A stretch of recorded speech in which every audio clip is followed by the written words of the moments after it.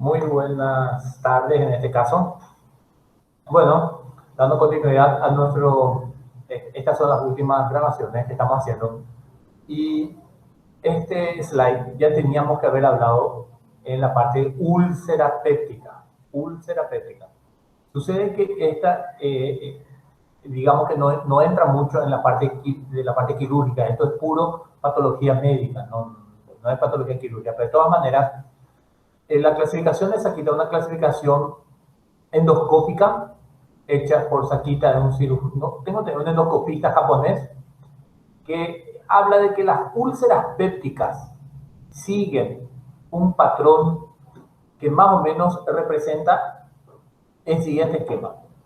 Cuando está abierta la úlcera es A, que es activa, A1 cuando está muy abierta y A2 en su proceso. ¿Ven cómo ven el círculo? Es de apertura y cierre. Esto es cíclico. ¿Ok? Por eso se habla de que cuando una persona es portador de una úlcera duodenal o úlcera gástrica, redondeando úlcera péptica, es portador ya de por vida, que puede tener su periodo de actividad o su periodo de inactividad. Cuando está abierto, entonces la tendencia es que esté abierto, A1 muy abierto, A2 ven los bordes como hay una cierta tendencia a querer acercarse. Periodo de curación es H, healing, H1 y H2 en inglés. Ven como aquí los bordes ya se incrementan, los bordes de la úlcera y los pliegues se van acercando y hay un tejido periulceral. Después está el H2, como ya se incrementa, la disminución del tamaño es muy evidente. ¿Ok? Y hay más tejido alrededor y los pliegues cada vez más intensos alrededor de la úlcera. Y por último, la última fase, la que sería SCARE, S1 y S2. S1, ya ven, prácticamente es una línea roja, ¿ok? Que es bien gruesa, pero hay unos detalles, o sea, este tejido alrededor de la úlcera, muy característico, que hace con que no lleguen los pliegues hasta la misma. En cambio, el S2, que ya sería la cicatriz blanca, que es prácticamente una línea, ¿ok? Ya prácticamente no hay y los pliegues convergen hacia la cicatriz. Bueno, este periodo es lo que se llama clasificación Sakita de acuerdo a la endoscopía en cuál de estas podría estar. Esto es el periodo normal de apertura o de actividad de la misma. Esto es para complementar la clasificación anterior. Bueno, ahora vamos a hablar de las patologías intestinales. ¿Ok? Habíamos hablado de las patologías esofágicas, gástricas y ahora intestinales. Las duodenales ya incorporamos a las úlceras pépticas, duodenales y gástricas. ¿Ok? Y ahora, en este momento, vamos a hablar del divertículo de Meckel. ¿Ok? Esto que vemos aquí, ¿ven? Este es el asa, el meso y esta estructura es lo que se llama divertículo de Meckel. ¿Qué es el divertículo de Meckel? Un defecto congénito, recordando que el cierre se produce como consecuencia de un cierre incompleto del conducto ófalo-mesentérico. Ven aquí, cuando está el ombligo, ¿okay? De la madre, y esto es donde debería, o sea, este es por la cual se comunica con la madre, perdón, y este es el conducto o ligamento vitelino, y esto se debe obliterar, pero cuando no se oblitera es que queda el divertículo de Meckel. ¿Ven? Esta estructura aquí. Puede haber un quiste vitelino, por ejemplo, cuando no hay comunicación entre ambos extremos. ¿Ven? Un quiste que hay en medio. Y una fístula vitelina es cuando esto lo ven que sale a través, que siempre el ombligo está húmedo. Esto es una entidad que nosotros los cirujanos llamamos ombligo húmedo. En todo momento sale una secreción. ¿Ok? Entonces esto es una fístula vitelina. Pero nosotros lo que vamos a hablar ahora es de este divertículo de Meckel. Este no es común, o sea, el divertículo tampoco es común y el quiste vitelino tampoco. Y esto es algo sumamente interesante para nosotros los cirujanos, porque es sospechado con frecuencia. O sea, tenemos que sospechar de que puede ser un abdomen agudo quirúrgico inflamatorio. Buscamos muy frecuentemente y pocas veces encontramos, es cierto, es una obligación buscar la misma. Se localiza a unos 60 a 90 centímetros de la válvula ileocecal, o sea, los últimos 1 metro de íleo. cerca de la válvula cecal, es más como los varones, correcto, y afecta en teoría 2% de la población. Esto es muchísimo, 2%. Pero estamos hablando del divertículo de Meckel, ¿ok? Síntomas. El divertículo por sí son absolutamente asintomáticos, ¿ok? No tiene por qué dar ningún síntoma el divertículo en sí, ¿ok? Ahora bien, cuando se complica, sí dan algunos síntomas. La complicación en qué puede consistir: en una hemorragia, puede producir una obstrucción intestinal a ese nivel, infectarse o perforarse. Si bien es cierto, la infección, la posterior obstrucción intestinal, perforación, la mayoría de las veces es como consecuencia de proceso inflamatorio a este nivel, que es lo que llamamos la diverticulitis de Meckel. ¿Okay? Vemos aquí cómo son los diferentes procesos. Aquí están inflamados este diseño, diverticulitis, o puede haber una úlcera por dentro, ¿salud? O puede estar todavía presente la cicatriz del ligamento vitelino y a través de la misma puede producir una obstrucción, ¿eh? O sea, diferentes grados de síntomas puede dar de acuerdo a las características. La mayoría de las veces, ¿cuál les parece que puede ser? Esto, la inflamación e infección, que es lo que lleva a la diverticulitis de Meckel. ¿Ven? Aquí vemos, ¿okay?, cómo puede producir un cuadro, en este caso, obstructivo. ¿Ven? Cómo comprime aquí. Este es un cuadro es obstructivo. ¿Ven? Este ya liberado. Aquí está el intestino, aquí está con su meso. Hasta parecería que es un apéndice secal. ¿Cómo llegamos al diagnóstico? Y absolutamente la mayoría de las veces en el intraoperatorio. Decir de que es una diverticulitis de Meckel en el contexto de un dolor en flanco derecho, fosa ilíaca derecha, no es lo primero que vamos a pensar. Es el diagnóstico diferencial, es el primer diagnóstico diferencial en el contexto de una apendicitis aguda. ¿Okay? Entonces, una vez que se abre el abdomen o se coloca la óptica en las videolaparoscopías, es lo que se puede diagnosticar. Por sobre todo, lo primero que siempre buscamos es el apéndice secal. Si está con una apendicitis aguda, pues podemos encontrar un divertículo de Meckel que está adherido o en la región, pero es un divertículo sin complicación. ¿Okay? En este caso estamos haciendo el diagnóstico en el intraoperatorio, que vemos que efectivamente la causa del abdomen agudo inflamatorio fue la diverticulitis de Meckel. O puede ser también que sea un cuadro obstructivo, y como obstructivo pensar de que pudiera ser un cuadro de divertículo de Meckel no es lo primero que vamos a pensar. Eso generalmente sí son hallazgos operatorios. Generalmente también en estos casos son las personas jóvenes, adulto joven, las cuales, o inclusive adolescentes, que podrían tener este cuadro obstructivo. ¿Por qué? Porque recordamos que es un defecto, digamos, del no cierre del saco vitelino. ¿Cuándo vamos a hacer arteriografía? Y de hecho se puede llegar al diagnóstico de un divertículo de Meckel cuando hay hemorragia digestiva baja. ¿Ok? Hay que tener una alta presunción. La arteriografía se debe hacer en el momento del sangrado, porque se tiene que ver que el contraste inyectado migra por un segmento del intestino delgado. La centrografía también, pero recuerden que estos dos estudios prácticamente, o sea, nunca los vi hacer yo. En el país no lo hacemos, o yo particularmente no conozco que alguien lo haga. Centrografía menos aún, pero sí, lo ideal hacerlo, sería bueno comenzar a hacerlo. ¿Okay? Como les mencioné, la mayoría de las veces, por no decir casi el 100% de los casos, el diagnóstico es intraoperatorio. Muy bien, cuando hacemos el diagnóstico, entonces estamos en el contexto de una cirugía, ya sea laparoscopía por vía laparoscópica o por vía laparotómica. Entonces lo que se puede hacer, las opciones quirúrgicas son dos. Uno, diverticulectomía. ¿Ven? Aquí está el divertículo. Aquí se produce el reparo de los bordes y cómo se retira el divertículo sin hacer sección del intestino delgado, del ilio. Una vez que se secciona, aquí ya se hace la sutura. ¿Ok? Esto es lo que se llama diverticulectomía. Se retira el divertículo. ¿Ok? Este nada más es con sutura mecánica. ¿Ven? Se hace solamente sin necesidad de prácticamente, o solamente una parte de la base del divertículo que afecta a la pared del intestino delgado.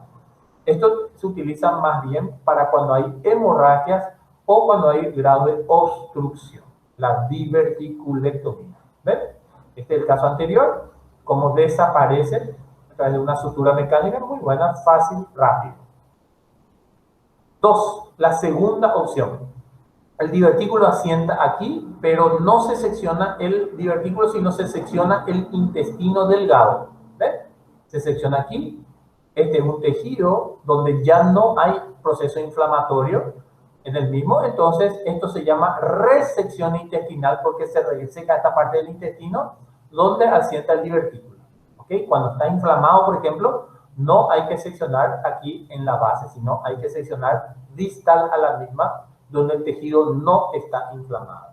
¿Ven? Obviamente se puede hacer por videolaparoscopía sin ningún problema. Es razonablemente caro el procedimiento por videolaparoscopía si es que tomamos la decisión de hacer la misma, puesto que una sutura mecánica sería para seccionar un extremo, otra segunda carga en el otro extremo y una tercera carga para hacer la anastomosis más sutura manual. Entonces creemos que es un poquitito caro con el procedimiento de resección, y de anastomosis intracorpórea por vía laparoscópica. ¿Okay?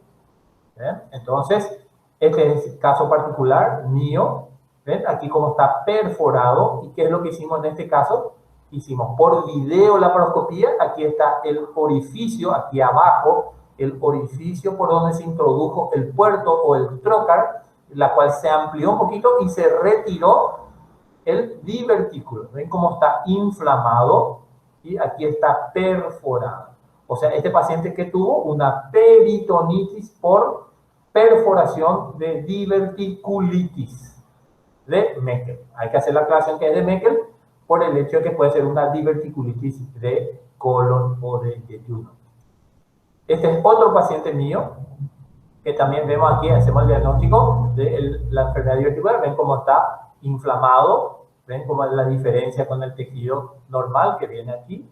Esta es por videolaparoscopía también. Y lo que hicimos es similar al otro. ¿Ven? Este es un asa aferente, este es el asa eferente. ¿Ok? Y aquí está el divertículo inflamado, diverticulitis de Meckel. ¿Ven? Aquí está un trocar y aquí estaba en el ombligo el otro trocar, en el cual hemos ampliado la incisión de tal manera a retirar por ahí. Es mucho más económico hacer por esa vía. ¿Ok? Mucho más rápida la recuperación, etc. Y ven cómo aquí estaba el asa aferente, el asa eferente. Seccionamos, ¿ven? Esta sección que está aquí, esta sección que está aquí, la resección intestinal donde asienta el divertículo. ¿Ok? Y aquí ya está seccionado. ¿Ven cómo la diferencia nada más cómo está el tejido inflamado? Entonces esta es la resección intestinal donde asienta el divertículo. ¿Okay? Se puede hacer diverticulectomía también, pero en estos casos no recomendamos que no se haga porque puede haber dehiscencia anastomosis o dehiscencia sutura, perdón. Este es un caso mío también. Divertículos yeyunales son mucho menos frecuentes los divertículos yeyunales. ¿Ven? Este es prácticamente el primer asa yeyunal dentro de los primeros 1 metro posterior al ángulo de Trace. Vemos 3 divertículos yeyunales, a diferencia de los divertículos del divertículo de Meckel. 4 si quieren. Aquí hay 1, 2, 3, 4. Y aquí si no recuerdan así. ¿Ok? ¿Ven? Son divertículos grandes. ¿Ok? Estos por su propio peso pueden generar cuadros de dolor y de contracción como consecuencia de la rotación de los mismos que lleva al dolor. Este caso sí fue una laparotomía, ¿ok? Pero sí se puede hacer por laparoscopía con la característica de una resección aquí, un poquitito más cara nada más. Pero como había muchos divertículos, el diagnóstico de esto fue un diagnóstico intraoperatorio. ¿Okay? Divertículos yeyunales. Aquí está, 1, 2, 3, 4, 5. Ahí encontré. Aquí está el quinto. ¿Ves? Y esta es la continuidad del AS. 1, 2, 3, 4 y 5. ¿Ok? Divertículos yeyunales. Son muy raros. ¿Ves? Aquí están. Hijo, 1, 2, 3, 4, 5, 6. Ahora que veo. Entonces, estos son los lugares, ¿no? Los dos extremos donde hemos seccionado, hemos hecho una resección intestinal. Porque, ¿qué es lo que puede suceder con estos divertículos? Pueden sangrar. ¿Okay? Pueden sangrar. Esa es la mayoría de las veces la causa del por qué tomamos la decisión de operar. Y recordando que la endoscopia digestiva alta no llega hasta el yeyuno. ¿Okay?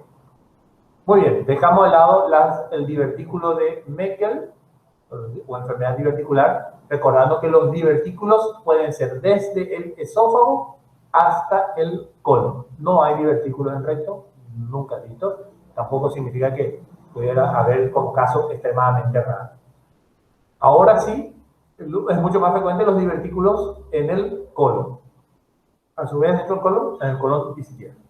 Ahora vayamos a otro capítulo, fístulas intestinales.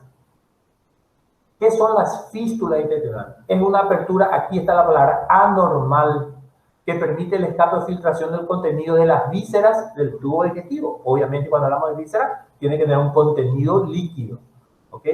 No es común, o sea, no vamos a tener una fístula desde el vaso o desde el hígado, si es que no se ha hecho algún procedimiento a través del mismo. Ahí sí, es muy raro que haya un proceso inflamatorio que involucre la misma de la fístula.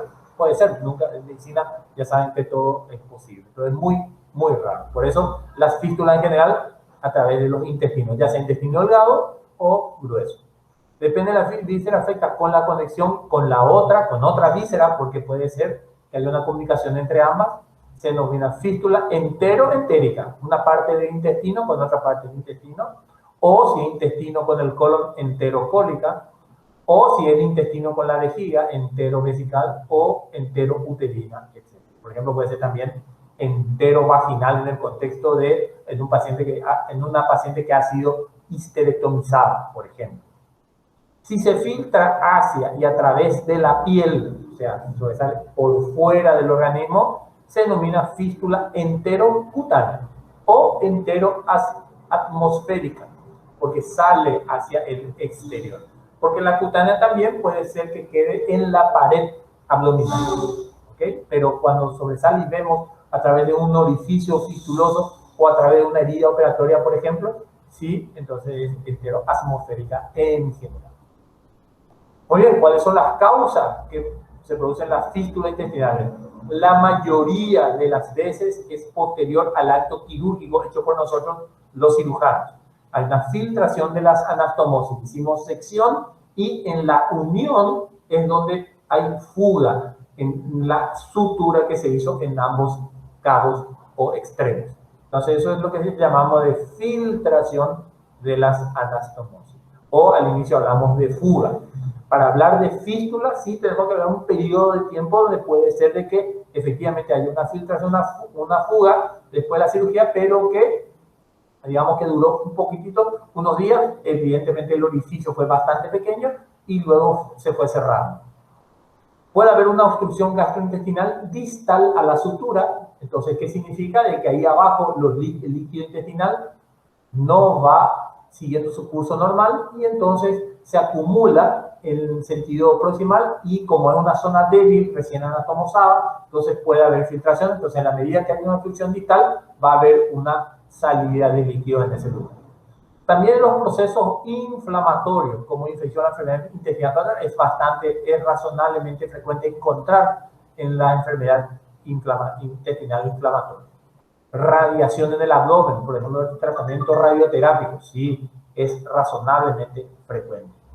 Traumatismo, heridas penetrantes, como la posaroma blanca, arma de fuego, en el contexto de un paciente que ha sido sometido a cirugía, también puede ser. O en procesos sucesivos de episodios sucesivos de diverticulitis aguda del colon. Por ejemplo, puede llevar, porque todos los procesos inflamatorios van y se bloquea allí el epiplón y otras vísceras. Entonces, episodios sucesivos pueden llevar a la formación, a ese proceso inflamatorio que se une, y en la medida que pasa el tiempo y persiste la causa que origina el mismo, puede haber una comunicación anormal, por ejemplo, entre el colon, que sería colon vesical o colon uterina. Esas son también otras fístulas intestinales. ¿Okay? Aquí ya hablamos de fístulas del tubo digestivo, no intestinales. ¿Cuáles es, según la localización? En 3 grupos. Las proximales, que sería el grupo 1, esofágica, gástrica y yeyuno ileal. ¿Okay? El grupo 2, las fístulas que vienen a través de un defecto grande de la pared abdominal. Y grupo 3, las fístulas apendiculares colónicas, las distales. ¿Okay? No mucho utilizamos en general, esto es más teórico, no solemos utilizar el término de qué grupo es, grupo 2, grupo 3, para nada, esto es muy teórico, que ni siquiera decimos nomás que una fístula esofágica, una fístula yeyunal, ileal o apendicular, colónica, etc. Esto sí, es extremadamente importante. Cuando el contenido de lo que sale, si es materia fecal, si es líquido intestinal, en este caso, como estamos hablando de líquido intestinal, es de bajo grado cuando es menos de 500 ml en 24 horas. ¿Ok? Cuando es más de ese monto en 24 horas, sí, ya pasa a ser de alto grado. ¿Ok? Hay otra clasificación que va de 200 a 500, que sería grado intermedio. No importa, está bien. Lo que importa es si es más de 500 o menos de 500. Y por sobre todo, esto es de un día, 24 horas. Pero hay que ver en el tiempo si va en ascenso, si se mantiene o va en descenso en la medida que pasa el tiempo, y hablando de cada tiempo, periodos sucesivos de 24 horas. Esa es la frecuencia a la cual tenemos que medir si está tornándose cada vez una fístula de mayor delito o, en su defecto, cada vez de menor. Según la continuidad del tránsito intestinal, en el tránsito intestinal o fuera del tránsito intestinal. ¿Qué significa esto? Cuando, como la mayoría de las veces, es como consecuencia de una unión que hicimos, si está en el tránsito significa que es la continuidad del alimento que ha sido ingerido. Entonces, si se hizo una anastomosis, por ejemplo, del esófago y yeyuno en omega, entonces eso sí va a ser del tránsito. Pero si se hizo en iderux, puede ser que la fístula, dependiendo de dónde sea la fístula, puede ser que sea fuera del tránsito. O en la cirugía de Whipple, que ya vimos en el capítulo anterior, una duodenopancreatectomía, si se hizo en un asa exclusiva para el páncreas, por ejemplo, que la fístula pancreática es la más frecuente de todas, en esas 3 anastomosis que se realizan en la cirugía de Whipple, entonces probablemente esa es fuera del tránsito. Es mejor que sea una fístula fuera del tránsito que dentro del tránsito. ¿Okay?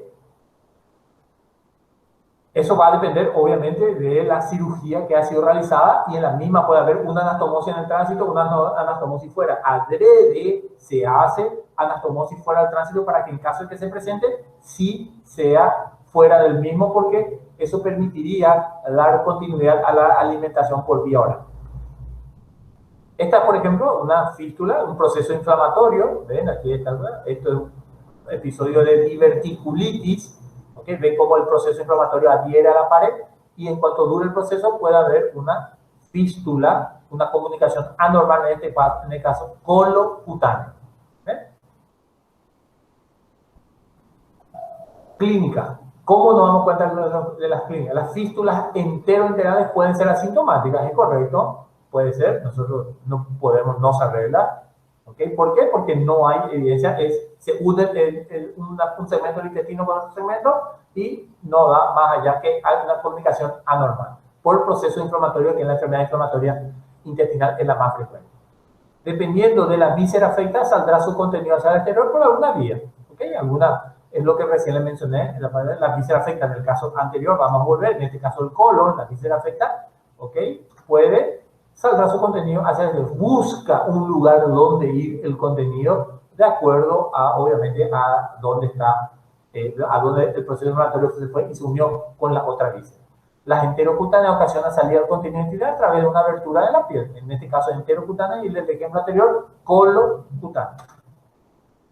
¿Cómo llegamos al estudio? Y bueno, va a depender de qué es lo que está involucrado, ¿verdad? Aquí no podemos hacer que haya un solo estudio en el cual vamos a llegar al diagnóstico. Si ha sido una cirugía del esófago, si ha sido una cirugía del estómago, del intestino, colon, entonces dependiendo del páncreas, vías biliares, etcétera, etcétera. ¿Ok? Recuerdan que cuando en la próxima grabación que lo tendrán, vamos a ver las esofaectomías que hacemos justamente la anastomosis en el cuello para que cuando se haga la unión de los extremos, la secreción vaya afuera. En este caso, una fístula a nivel cervical es mucho mejor que una fístula a nivel mediastinal cuando la anastomosis queda aquí en el tórax. Entonces, dependiendo de qué tipo de cirugía va a tener, no vamos a ver la necesidad de hacer una esofagografía para ver fístula esofágica, un colon por edema opaco, si es que comprende el colon, una radiografía contrastada del colon, eventualmente tomografía computarizada del abdomen para identificar fístula entre asa, un área sexual, acceso asociado anterior, o sea, dependiendo absolutamente cuál es la causa que originó. La fistulografía sí consiste en inyectar un medio de contraste dentro de la abertura de la piel de una fístula enterocutánea o colocutánea cualquiera y luego tomar radiografía. Entonces, se produce el catéter, se inyecta contraste y se van tomando fotografías y de acuerdo a las características de qué lugar tiña, entonces se puede inducir, identificar de que efectivamente colon o intestino delgado o inclusive puede ser vejiga, cuando puede llegar inclusive al tubo, por ejemplo, una fístula que sale al exterior por ese proceso anterior, que a su vez tiene una comunicación con el útero, por ejemplo, o con la vejiga, entonces el contraste va a llegar al tubo digestivo y luego va a llevar a las vías urinarias. También la ingesta de azul metileno, por ahora principalmente el azul metileno para las fístulas que son altas, esofágica y gástrica. Eso es muy, muy frecuente, nosotros utilizamos muy a menudo. Entonces, ¿qué tratamiento? Esto es clínica pura. Entonces, tratamiento médico o tratamiento quirúrgico. En esencia, al inicio, cuando está absolutamente establecida la fístula, generalmente 2 días es lo que vemos si da continuidad a la salida del líquido, como dijimos que puede ser una fuga o una salida espontánea, obviamente, y establecer la fístula lleva tiempo, lleva en promedio 2-3 días, no es en un solo día. ¿Y qué es lo que hay que hacer? Hay que hacer un reposo, obviamente, reposo gástrico significa nada vía oral, podemos dar algunos medicamentos que hacen con que disminuya la secreción pancreática, intestinal, biliar, etc. O en estos casos sí, cuando ya es de alto débito de entrada o la tendencia a la misma, entonces ya iniciamos nutrición parenteral. Tenemos que tener en cuenta que la nutrición es fundamental para el nivel de proteínas para que se produzca un buen proceso inflamatorio en la anastomosis. ¿Okay? ¿Cuándo indicamos cirugía? En la cirugía indicamos no hay ninguna no cuando hay una peritonitis asociada, porque puede haber salida de líquido hacia afuera, pero también puede haber salida de líquido que se quede dentro de la cavidad abdominal y ese líquido genere una peritonitis. Entonces, en ese caso, peritonitis opera más por la peritonitis que por la fístula. ¿Okay? ¿Qué es lo que se puede hacer? Punto quirúrgico para cierre del orificio, es un poquitito pequeña la unión, entonces se hace una sutura, un punto. Un acceso directo a la fístula, resección del área afectada y reanatomosis. O sea, si como ven aquí, dos orificios 360 grados, se puede retirar el lugar donde estaba la fístula, se puede resecar y hacer una nueva anastomosis en el lugar donde ha sido resecado, donde a su vez asentaba la fístula. Otra es deshacer la anastomosis y ostomía. Estados Unidos hablamos de dehiscencia cuando es casi total o dehiscencia total cuando hay una separación y hay un espacio que delimita ambos bordes. Eso sí ya una deficiencia técnica muy severa. Generalmente no suele haber una dehiscencia total y la dehiscencia total sí es muy significativo, lleva rápidamente porque el líquido extravasa en mucha cantidad, más o menos al mismo tiempo originando una peritonitis severa y caída del estado general en una forma muy rápida. Entonces ahí lo que se hace sí, entonces se cierra el cabo distal y se hace una ostomía, ya sea una ileostomía o una colostomía, para que esa secreción, porque el lugar donde se ha hecho la anastomosis, hacer de nuevo puede implicar, digamos, la reanastomosis, podría a su vez generar una nueva fístula y uno lo que quiere es operar lo menos posible.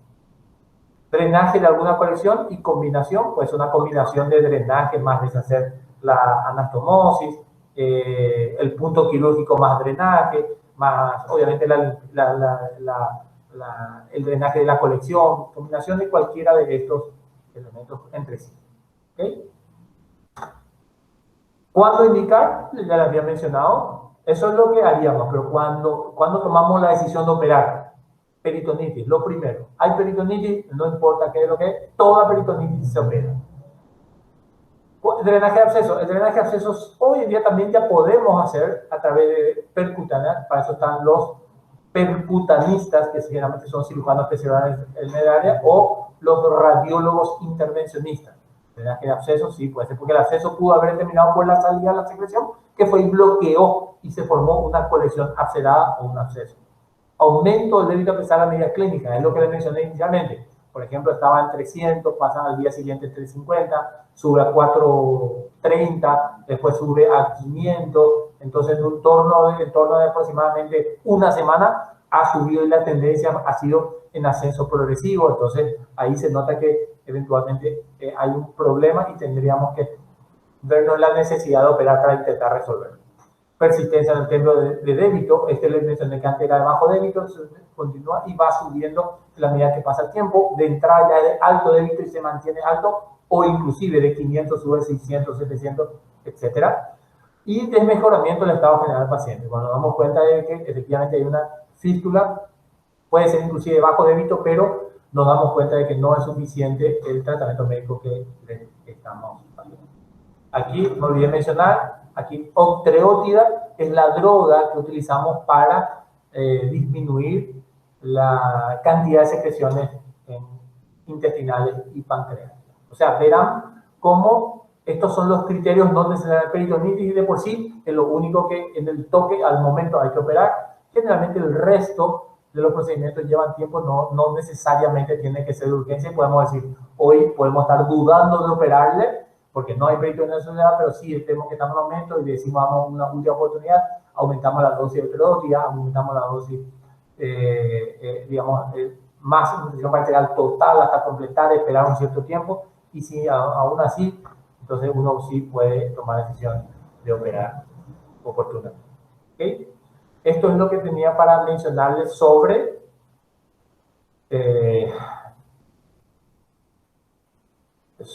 enfermedad, el divertículo de Meckel y fístula intestinal. Muy bien, ahora vamos a hablar de la isquemia intestinal. ¿Ok? O también algunos llaman isquemia mesentérica. Obviamente isquemia intestinal abarca intestino, mesentérica es de la arteria mesentérica. Vayamos a las definiciones. ¿Qué es un infarto? Recordar, es una zona localizada de necrosis. La necrosis es como consecuencia obviamente de la isquemia, que no ha recibido sangre, en un órgano, en todo el órgano o tejido, una parte del tejido, por la interrupción de su red arteriovenenosa causada por trombo, émbolo o ambos. Así de simple. Puede haber trombo, puede venir émbolo de otra parte o de ambas, de la combinación. Otra definición, isquemia intestinal o infarto mesentérico. Aquí se habla como que son sinónimos, no necesariamente son sinónimos. Como les mencioné, infarto mesentérico es más específico. Si bien es cierto, es la causa más frecuente a nivel mesentérico que el resto intestinal, eso es correcto, por eso también se le da una connotación de que sean sinónimos. Entonces, ¿qué es? La supresión brusca de la circulación intestinal de manera orgánica o funcional. Aquí ya se incrementa la definición, que puede ser un obstáculo a nivel orgánico o funcional, que hay un vasoespasmo, por ejemplo, que origina un cuadro, y el cuadro que origina generalmente son cuadros graves. ¿Por qué? Porque estamos hablando de aquí, según la clasificación, que puede ser una isquemia mesentérica aguda, esa es la que estamos hablando, o puede ser crónica. ¿Ok? Y recordar que ambos, tanto la aguda como la crónica, pueden tener un origen arterial, un origen venoso. ¿Okay? O aquí en este final también se le llama a la crónica y a la colitis isquémica específicamente a nivel del colon. ¿Ok? No son frecuentes estos, por cierto, y lo que más nos interesa, y es lo que vamos a hablar ahora, es de la isquemia intestinal mesentérica, perdón, aguda. Recordando, aquí está la mesentérica superior que da la ilioseco apendículo cólica, que es esto que irriga, ¿ven?, el intestino delgado y la parte derecha del colon transverso. Y aquí vemos la otra, que es la mesentérica inferior, ¿verdad?, que a sus ramas las cólicas que dan a su vez las sigmoideas, que es para la parte inferior, para la parte izquierda, perdón, del colon. ¿Ok? ¿Qué es lo que vemos aquí? Ven como hay una supresión brusca y esto ya está teñido de otro color. ¿Ven? Entonces hay un obstáculo, ¿ven?, una obstrucción a este nivel. Entonces el resto no le llega suficiente sangre. ¿Ok? Entonces, en cuanto a la etiología, primero dijimos arterial o venoso. Y fíjense, el 70%, prácticamente de cada 4 pacientes, 3 van a ser de origen arterial y 1 de origen venoso. La embolia, alteración del ritmo cardíaco. O sea, los pacientes que tienen trastornos cardíacos son los que más patología dan. Y dentro de los trastornos cardíacos, la fibrilación auricular, por una contracción desorganizada del ventrículo que emite émbolos y van y paran allá a nivel de la arteria mesentérica superior. O bien de una trombosis, lesión arteriosclerótica, ya por algún tipo de cardiopatía, principalmente por trastornos dislipidémicos. Otros sí, cuando es portador de lupus eritematoso, poliarteritis nodosa, etc. ¿Ok? Ahora las de origen venoso. Ahí sí es prácticamente también enfermedades hematológicas en estado de hipercoagulabilidad, pacientes que generalmente están internados, estos los clínicos son los que manejan, enfermedades que producen estasis del territorio esplano, hipertensión portal, cirrosis circulatoria, todo esto, digamos que no es lo primero que vamos a pensar, siempre lo primero que vamos a pensar es que es de origen arterial y pacientes con patología. Pero fíjense, ¿qué es lo que el cirujano está hablando? El cirujano, o estamos hablando en el infarto intestinal de un problema que se origina en el sistema circulatorio, pero cuyos efectos tiene en el sistema digestivo. ¿Okay? Entonces nosotros los cirujanos, ¿qué es lo que hacemos? Actuamos solamente sobre la consecuencia. La causa es a nivel arterial o venoso o sistémico, que puede tener su repercusión a nivel del tubo digestivo. ¿Ok? Entonces, el infarto mesentérico agudo arterial embólico es la más frecuente, lesiones válvulas, arritmia cardíaca, trombo postinfarto del ventrículo izquierdo o fibrilación auricular por estenosis. Y los primeros 3 centímetros distales de origen de la arteria cólica media también puede ser, ¿verdad? Estos son los sitios donde se producen los depósitos de los émbolos. ¿Ok? La otra razón puede ser la no oclusiva, que es la segunda más frecuente. La otra es oclusiva y esta es no oclusiva, que puede ser arterial o venosa en este caso, ocasionada por un flujo mesentérico bajo. Esto ya ven como aquí hipovolema por quemadura, pancreatitis, sepsis, mal estado general, choque hemorrágico, uso de alfa-adenoides digitales que hacen que haya un vasoespasmo del sistema circulatorio, infarto del mercado, insuficiencia cardíaca, etcétera, etcétera. O sea, ven como en este caso no es una sola causa que puede ser.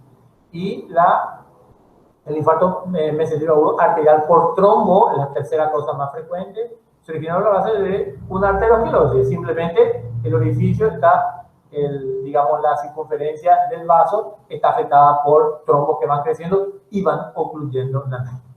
Y la venosa por trombosis, el famoso TBM, ¿verdad? Que es por hipertensión portal. Todas estas causas clínicas son las que llevan y que efectivamente puede estar bajo condiciones de tratamiento de una descompensación o tratamiento o internación de estos casos y que finalmente somos consultados nosotros por su empeoramiento del estado general. ¿Ok? Pero la mayoría de las veces, como les mencioné, es arterial, que el paciente debuta estando en sus actividades cotidianas y en cuestión de horas. Bien, acude porque el dolor es intenso. ¿Cuál es la fisiopatología? Ya vamos a dejar nomás, no viene en el caso, no tenemos suficiente tiempo. Entonces, la clínica.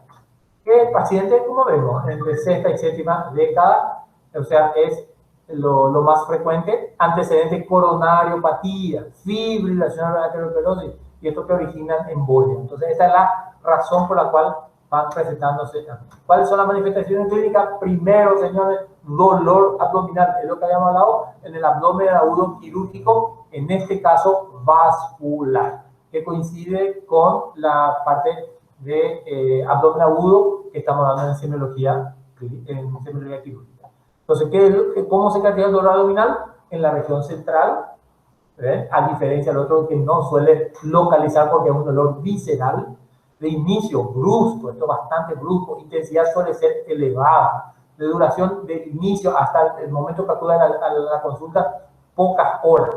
Irradiado al resto de la cavidad, sí, que puede ser irradiado o no, que generalmente dice luego el paciente recorre así con la mano todo el abdomen, sin factores desencadenantes ni atenuantes, acompañado de náuseas y eventualmente vómitos, que no es tan relevante si es que viene o que no viene.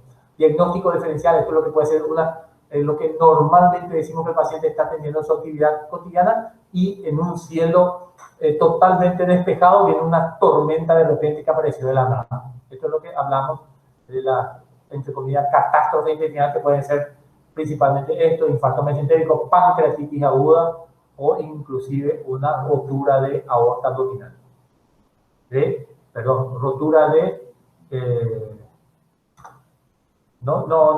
es rotura de aneurisma de infarto abdominal, de aorta abdominal, ¿okay? Las tres causas más frecuentes de lo que sería la catástrofe abdominal.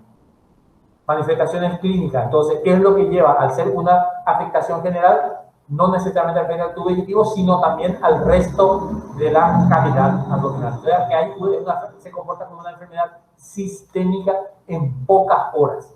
¿Okay? Eso es lo que más caracteriza en un paciente que ya viene luego con problemas y que ya tiene una cierta edad y una historia anterior importante de cardiopatía. Entonces, hipotensión, taquicardia, comienza a orinar cada vez menos. ¿Ok? Al examen físico que vamos a encontrar, paciente con fase sufriente, va a estar taquipnéico, le fuerza la respiración, el abdomen sí ya va a estar tenso, doloroso en todos los segmentos, irritación peritoneal, en este caso por exudación, trasudado de líquido, que eso lo habíamos visto en fisiopatología que dejamos pasar. Puede haber dolor a la percusión, dolor negativo, y vemos que efectivamente es lo que habitualmente llamamos un abdomen peritoneal. ¿Okay?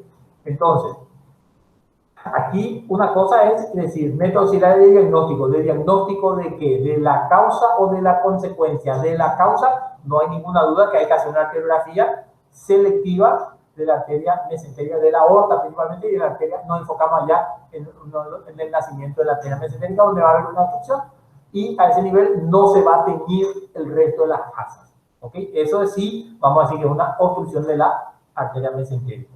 ¿Okay? Puede producir por émbolos o trombos, y eso es lo que nosotros los cirujanos, ¿qué hacemos aquí? No estamos participando. Estos son los hemodinamistas. ¿Okay? Vemos aquí cómo esto es normalmente la arteriografía. Ven cómo está irrigado, el contraste se distribuye por todas las arterias. Vemos aquí las arterias yeyunal, pineal, ileales, etcétera, etcétera. Y en este caso, ¿qué vemos aquí? Como viene, y aquí se produce la inclusión, y ven como ya no hay contraste en el resto. Esto es lo que determina la obstrucción de tal arteria. ¿Okay? Esto es un diagnóstico, digamos, etiológico vascular. Nosotros tenemos alta sospecha de los cirujanos. ¿Por qué? Porque nosotros en general, para llegar al diagnóstico de esto, no solemos hacer la arteriografía, llegamos tarde, y generalmente cuando actuamos ya en un estadio de obstrucción avanzada con mucho daño a nivel parietal de la pared intestinal. Entonces, la clínica ya dijimos como tal, los antecedentes cardiológicos es sumamente importante. En el infarto suele haber un aumento importante de los glóbulos blancos, sin que necesariamente signifique que haya infección, o en su proceso inicial de infección, aumento de alcalina, inclusive la amilasia, que no necesariamente es tan elevado como en la pancreatitis aguda. Se presenta en una gasometría por las características ya de una acidosis metabólica, y la radiografía simple podemos ver signos indirectos nada más. ¿Okay? Como esto también inclusive puede ser diagnóstico diferencial con un cuadro obstructivo, pero la historia clínica y el examen físico nos puede determinar que va a ir hacia dónde apuntamos. Entonces, ¿qué es lo que tenemos que hacer? Medidas generales, una medicación, ¿verdad? Buena hidratación. ¿Por qué? Porque está oligoanúrico, tenemos que, como está descompensado, compensarle, colocar las 3 vías, zona nasogástrica, vía periférica y una sonda de Foley para medición de la diuresis. Y la medicación anticoagulante, si es que no va a ser sometida a cirugía, pues casi todos los pacientes son sometidos a cirugía, y la anticoagulación se realiza después de la cirugía. Y la intervención quirúrgica temprana, lo más rápido posible hay que hacer una intervención. Hoy en día se preconiza hacer la videolaparoscópica para colocar la óptica y ver qué está sucediendo en ese abdomen. Que si es que se puede resolver por cirugía videolaparoscópica, adelante. O si no, se hace una incisión lo menor posible de acuerdo a donde más hacia arriba, proximal cerca del esternón o mayor, de tal manera estos pacientes para que después no eliceren o formen alguna penetración, sea lo mínimo necesario para hacer el procedimiento apropiado. Entonces, ¿qué es lo que tenemos que hacer nosotros? Obviamente, fíjense aquí en el dibujo, asas necrosadas. En este caso tenemos que hacer la resección intestinal de la zona afectada y luego la anastomosis, obviamente, en la medida de lo posible. O hay veces que no está en condiciones de que haya unas buenas condiciones hemodinámicas, una hipotensión severa, taquicardia, entonces la anastomosis que se haga, hay alto riesgo de fístulas después del postoperatorio. Una cosa es lo que nosotros hacemos, que es la resección, y otra cosa es lo que hacen los vasculares, los cirujanos vasculares, que es una cirugía arterial, que sería una arteriotomía, apertura y exéresis de los trombos y una arteriorrafia, por ejemplo. ¿Verdad? Pero esto en general, ellos son ellos los que van a indicar y nosotros haríamos nuestra parte y ellos harían la suya. Pero en general, les soy sincero, no estamos haciendo el trabajo. Vemos aquí como este es el segmento afectado en el contexto de una laparotomía. Entonces lo que hay que hacer es resecar aquí y eventualmente una anastomosis. ¿Ven? ¿Ven? Aquí estas asas aquí bien rosaditas, bueno, y estas asas necrosadas, hemorrágicas. ¿Ven? Esto es lo normal y esto es anormal, normal y anormal. Entonces en este caso una asa importantísima. Si no me asa corto, cuando hay menos de 1 centímetro, de 1 metro con 30 centímetros, 130 centímetros, a partir de ahí es una asa corta. No es suficiente esta sección para producir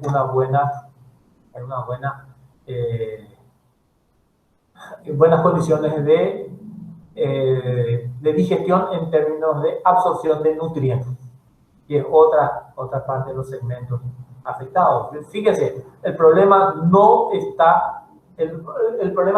se originó en la asa intestinal, el problema se originó en el sistema vascular y la consecuencia en el tubo digestivo. Muy bien, esto ha sido todo.